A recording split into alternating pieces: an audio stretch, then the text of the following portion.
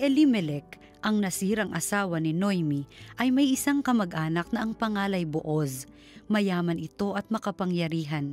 Isang araw, sinabi ni Ruth kay Noemi, "Pupunta po ako sa bukid at mamumulot ng mga uhay na naiiwan ng mga gumagapas. Doon ako sa may likuran ng sinumang papayag." Sumagot si Noemi, "Ikaw ang bahala, anak." Kaya't si Ruth ay nagtungo sa bukid at namulot ng mga uhay.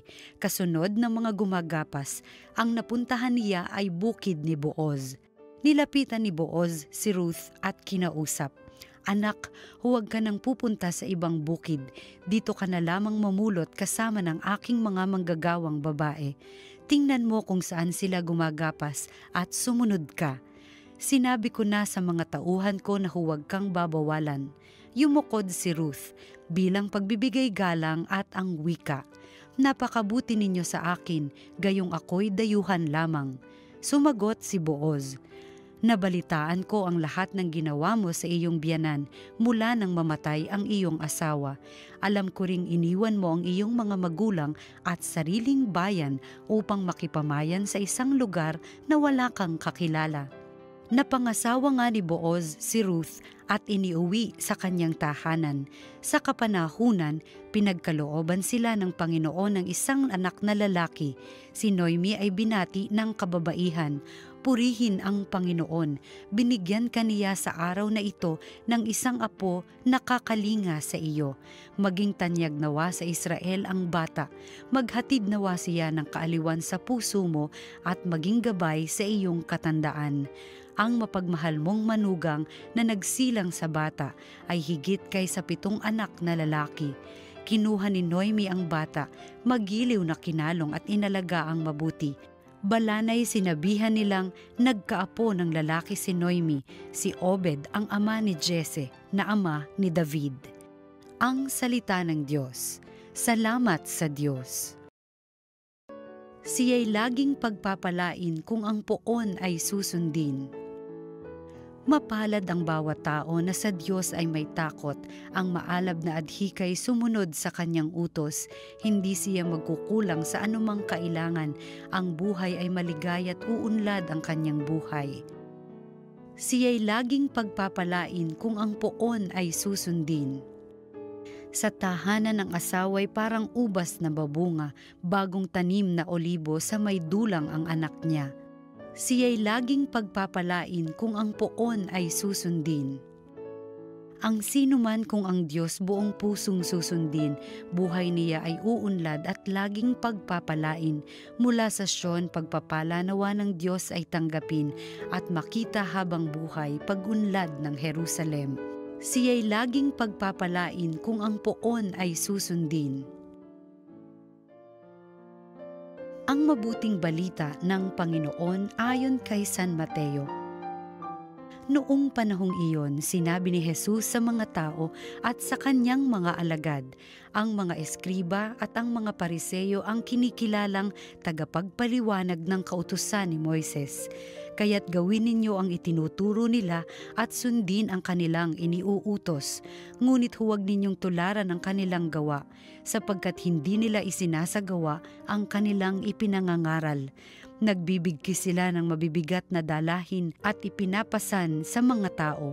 Ngunit ni daliri ay ayaw nilang igalaw upang tumulong sa pagdadala ng mga iyon.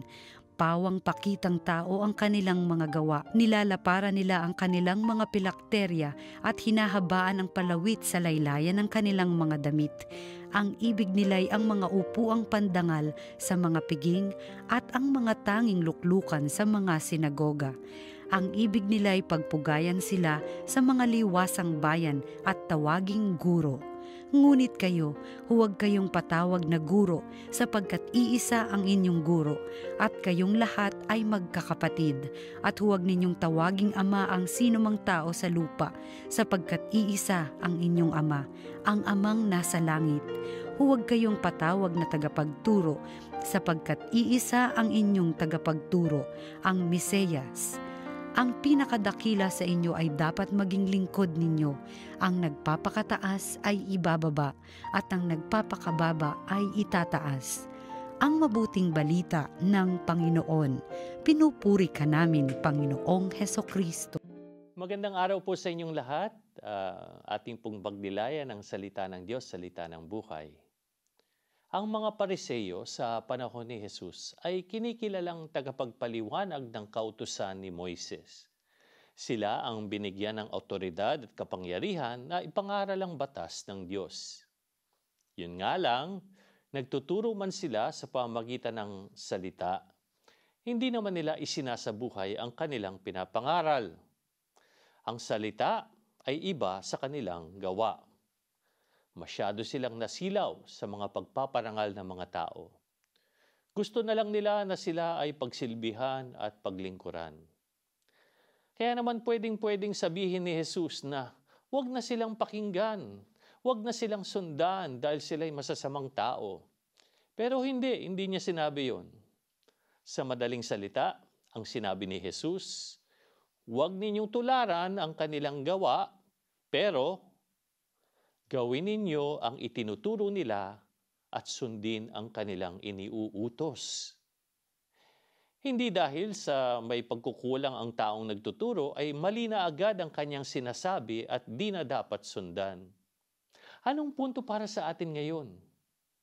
Ang turo ng simbahan ay hindi nagbabago at nararapat sundan anuman ang pagkukulang ng mga taong simbahan. May ilan sa atin ang umalis na sa simbahan dahil nadismaya sa paring nasangkot sa iskandalo. May ilan sa atin na ayaw na magsimba dahil pangit ang homily ng pare. O may ilan naman sa atin na ayaw nang makilahok sa gawain ng parokya dahil ang mga taong simbahan, tao sa parokya ay makasalanan at nagmamarites pa. Oo po, may pagkukulang nga ang mga nagtuturo at mga pinuno ng simbahan. Pero ang kanilang itinuturo ay ang salita ng Diyos. At kahit nagkulang sila sa pagsasabuhay nito, ay napakahalaga pa rin makita ang kahalagahan ng kanilang itinuturo at pinapahayag. May pagkukulang man ang pare, si Kristo pa rin ang nagsasalita sa banal na kasulatan at si Kristo pa rin ang tinatanggap natin sa banal na misang pinamumunuan ng pare. Kaya kahit na may hinanaing tayo sa mga pagkakamali ng tao, manatili at magtiwala pa rin tayo sa simbahang itinatag ni Jesus para sa ating kaligtasan at buhay. Kaya naman magandang tanungin natin sa ating sarili, paano ako mananatiling tapat at sumusunod sa mga turo ng simbahan anuman ang pagkukulang ng mga Kristiyano?